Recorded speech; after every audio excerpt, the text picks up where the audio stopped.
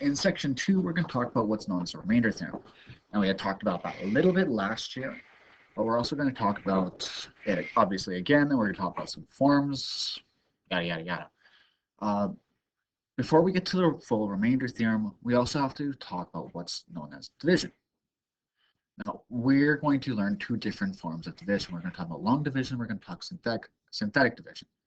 Now, long division is just like we have done with our numbers. So like 12 going into 327, we took 12 and we multiplied by something to get us either exactly 32 or something just less than 32. In this case, 12 times 2 gave us 24. So when we did our long division, we did 2 times 12, 24. And we subtracted it off, we got 8. We brought down our 7. And then we started again. 12 goes into 87.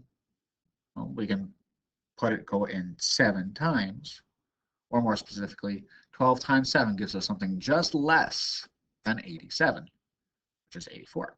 So 7 times 12 is 84, subtract off 3. Now we're just going to leave it at our grade 4 long division. I think it was about grade 4, where we just have 27 remainder 3. We can do the exact same thing with polynomials.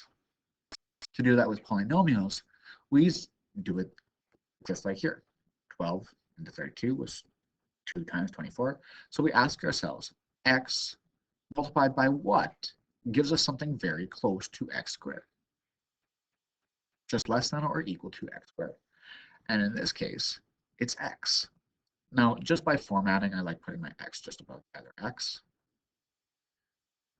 So x times x gives us x squared. To find out what our other numbers are, what we're doing is we're taking this x here and multiplying by this entire binomial here. So x times x, x squared, and x times 3 is 3.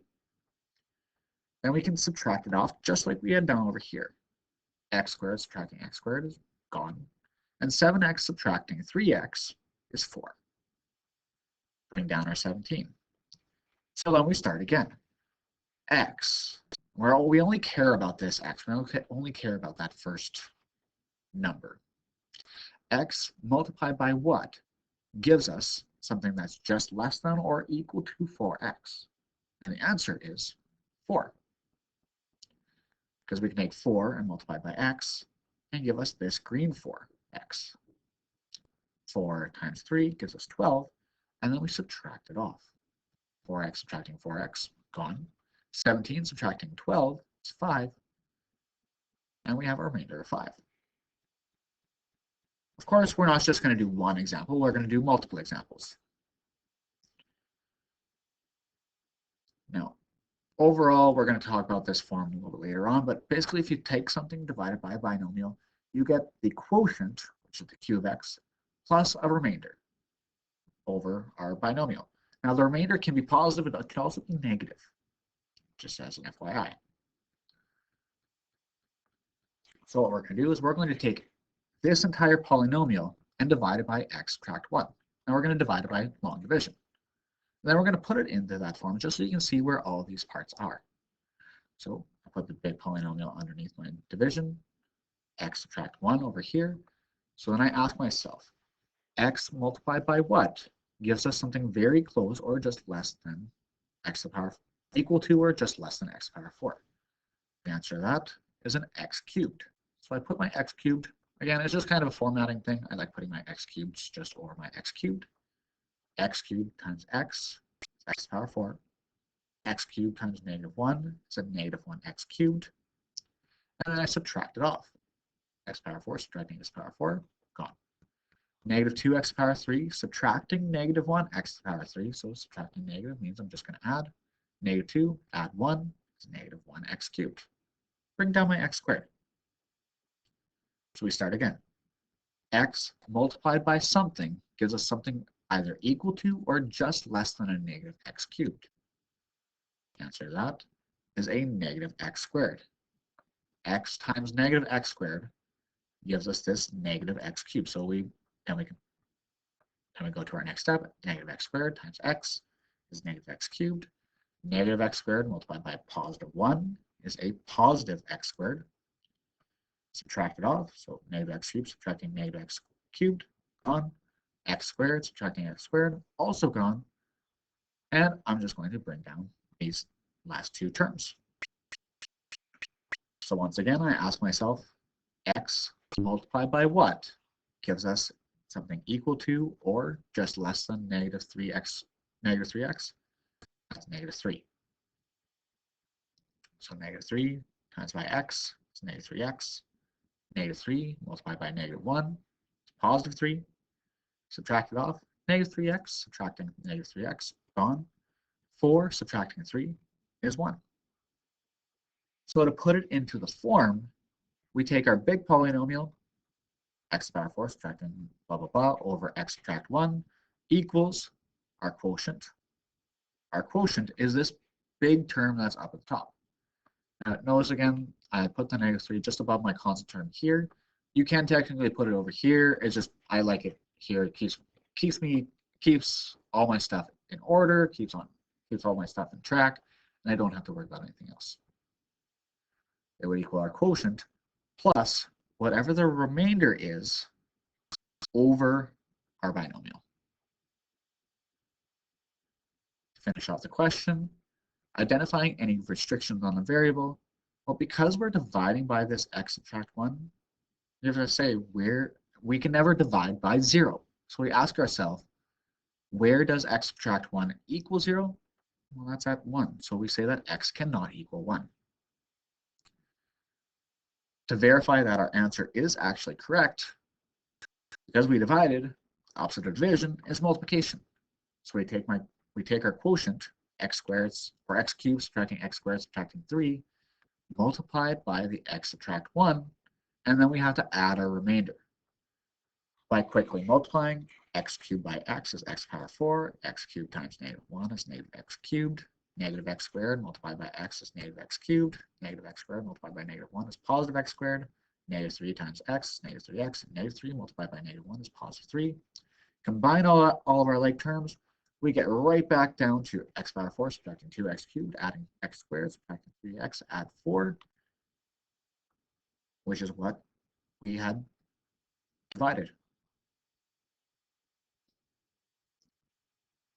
If we're good with our long division, and obviously watch again if you need to.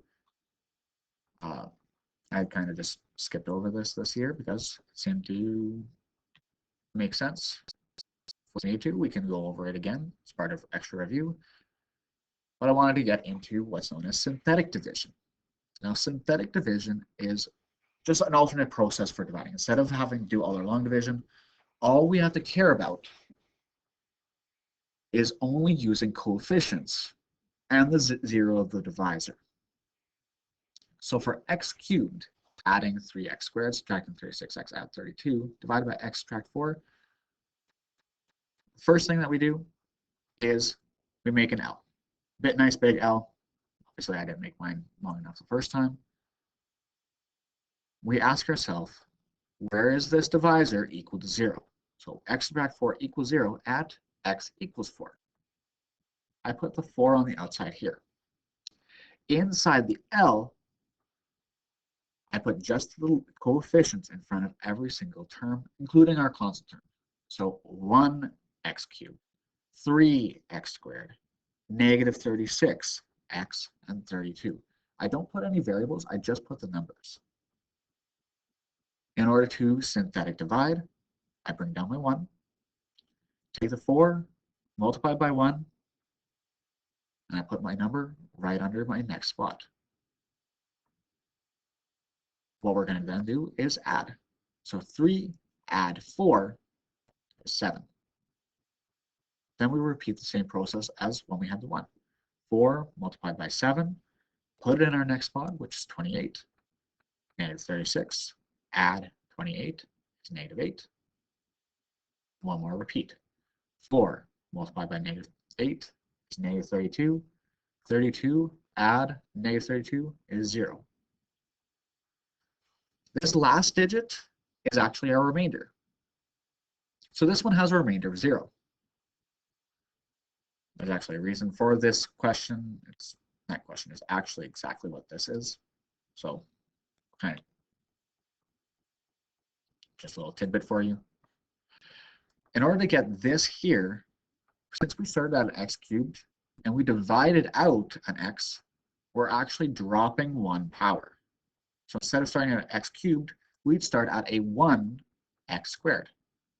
After that, each of our following numbers down here just go in descending order. So x squared, 7x, and -8. Of course, because it's x squared add 7x subtract 8, we can further factor that using our product sum. It is a simple trinomial. Product of -8, sum of +7. Our numbers would be -1 and +8. And there would be it factored. We'll talk about all the factoring a little bit later on as well, but we'll kind of deal with that later. We can do the same thing here. We made our L. Where does x subtract 2 equal 0? At +2. We put our coefficients in here. So I had -1, a -5, a 4, and a 10. Bring down the -1. 2 multiplied by -1 is -2. -5, add -2 is -7. 2 multiplied by -7 is -14. 4, add -14 is -10. 2 multiplied by -10 is -20. 10, add -20 is a remainder of -10. Since we started at x cubed, we'd have a -1 x squared, -7x, add 10. Sorry, subtract 10. And this can be further factored. We can take out a -1. We have x squared, add 7x, add 10. Product and sum of 10 and 7 will be 2 and 5. The last one here is actually a little bit of a trick question. As you see here, we've still made our L. We found out where x plus 2 equals 0, which is at -2. But we have to make sure that we have all of our coefficients. We have a 3x power 4, a -1x cubed, but you can see in the question there's no x squareds, which means we actually have 0 x squareds. This is going to be the part that really tricks people up if they're just learning synthetic for the first time. You have to make sure you have each coefficient inside this synthetic L. So we have 0 x squareds, 3x, and a -20. So if it's not there, you have to include a 0. And last but not least, we bring down the 3. -2 times 3 is -6. -1 add -6 is -7. -2 times -7 is +14. 0 add 14 is 14. -2 multiplied by 14 is -28. 3 add -28 is -25. And -2 multiplied by -25 is 50. -20 add 50 is 30. We start in x power 4. We're going to drop it down. 3x cubed, -7x squared, 14x, and a -25. We might be able to factor this further, but we'll talk about that factoring in section 3. Now we're going to get into this remainder theorem, and the remainder theorem is really simple. We have actually done some examples last year of it, and all we're doing is quickly saying x cubed subtracting 10x add 6 is divided by x add 4. What we have to do is we just have to substitute the 0 to divisor, and the remainder is calculated by just evaluating the expression. Meaning, if I ask myself where does x plus 4 equal 0, which is -4, I plug -4 in for my x's, plug in my calculator, -18 is my remainder. X subtract 2 divides x cubed subtract 4x squared at 13. X subtract 2 equals 0 at 2. I plug 2 in for each of my x's. 2 cubed subtracting 4, 4 times 2 squared at 13 is 5.